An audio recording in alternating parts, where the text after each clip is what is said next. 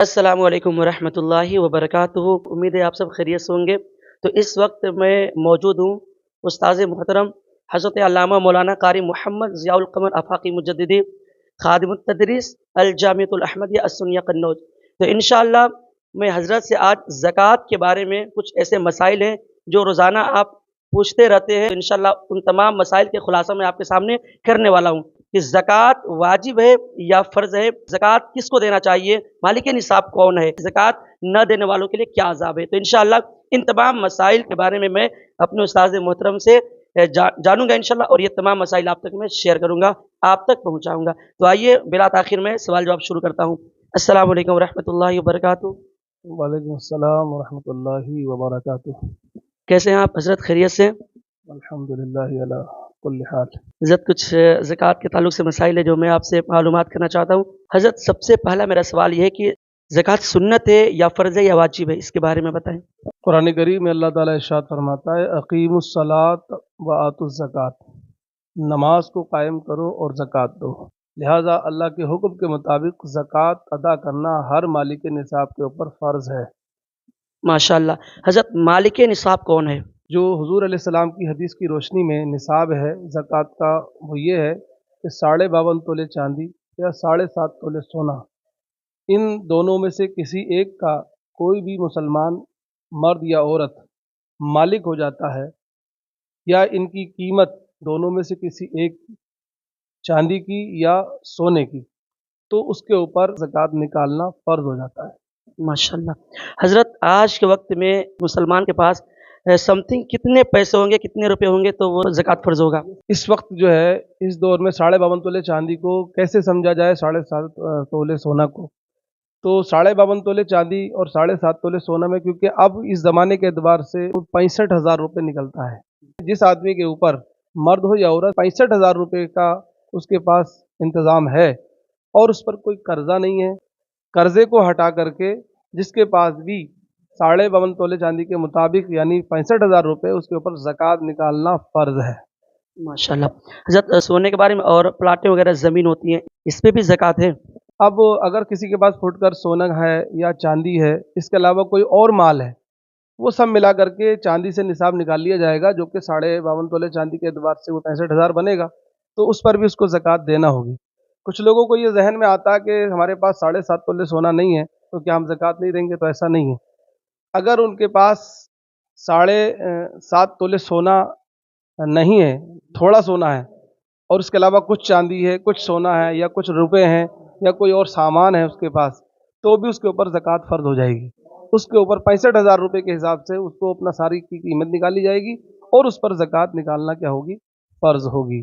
65,000 روپے کے حساب سے زکوٰۃ ہر مسلمان کو نکالنا چاہیے۔ پلاٹ کے بارے میں، زمین کے بارے میں؟ اب یہ ایک دوسرا ہے، جو زمین ہوتی ہے کاروبار کی نیت سے جو لوگ لیتے ہیں یا جو جس طرح بھی لیتے ہیں، سوائے حاجت کے، جو حاجت میں استعمال ہوتا ہے یعنی کہ اپنی ضرورت کے لیے، اس کو چھوڑ کر کے جو بھی پلاٹ بزنس کے لیے لے جاتے ہیں اور آنے والے وقت کے لیے لوگ جو ہے اس کو لے کے ڈال دیتے ہیں، یا مطلب وہ مال اپنے بڑھانے کے لیے جس بھی نیت سے وہ لوگ لے کے ڈالتے ہیں، اگر اس میں نیت صرف اس کی تجارت ہے تو ایسی صورت میں اس پلاٹ کی کل قیمت پر جو موجودہ قیمت ہے اس پر زکوٰۃ نکالنا فرض ہے۔ ماشاءاللہ ماشاءاللہ۔ حضرت حاجت اصلیہ میں کیا کیا چیز آتی ہیں؟ حاجت اصلیہ میں اس کی وہ تمام چیزیں آتی ہیں جو اس کی بنیادی چیزیں ہوتی ہیں، جیسا کہ اس کے روز مرہ کی استعمال کی چیزیں ہیں، کپڑے ہیں، سمجھے آپ، چلنے پھرنے کی سواری گاڑی ہے، سمجھے، موبائل ہے، اور اس کے علاوہ چاہے وہ 4 ویلر، اس کی ضرورت جو بھی چیز اس کی متحقق ہوگی ضرورت میں، چاہے 4 ویلر کا وہ چلنے والا ہے تو 4 ویلر بھی اس کی ضرورت ہے، اور 2 ویلر ہے تو 2 ویلر بھی اس کی ضرورت ہے، موٹر سائیکل، کار، اور اس کے علاوہ گھڑی، جو بھی چیزیں وہ چاہے کتنی مہنگی پہنتا ہو، اگر وہ ان کو استعمال کرتا ہے تو ان تمام چیزوں پر زکوٰۃ نہیں ہے۔ مکان پر بھی زکوٰۃ نہیں ہے، اور اس کے علاوہ جو بھی اس کے استعمال کی چیزیں ان پر بھی زکوٰۃ نہیں ہوتی ہے۔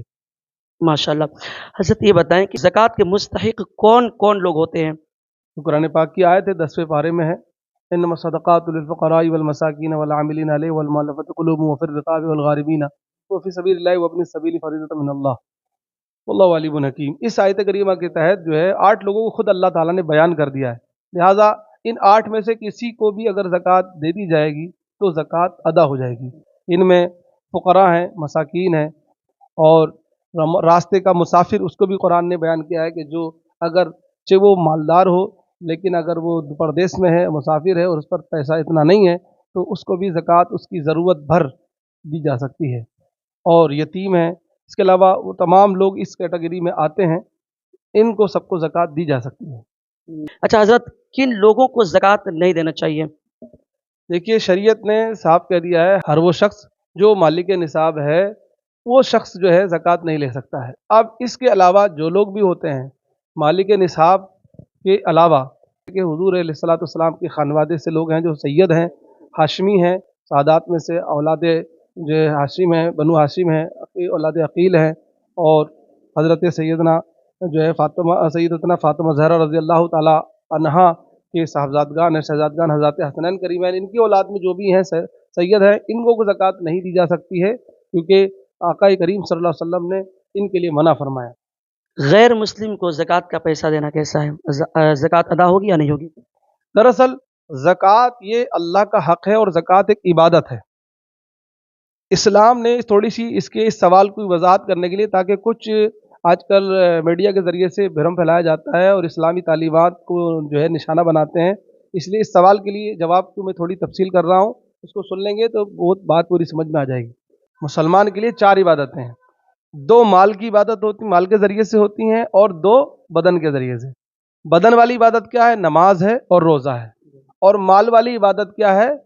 हज है और ज़कात है। तो इबादत वाली चीज़, क्योंकि ये इबादत इस्लाम की हुक्म के मुताबिक है, इस्लाम मज़हब में है, और जब कोई इबादत इस्लाम मज़हब में है तो वो मज़हब की चीज़ मज़हब के ही रेफरेंस से, मज़हब के ही मुताबिक, उसके ही हवाले से की जाएगी।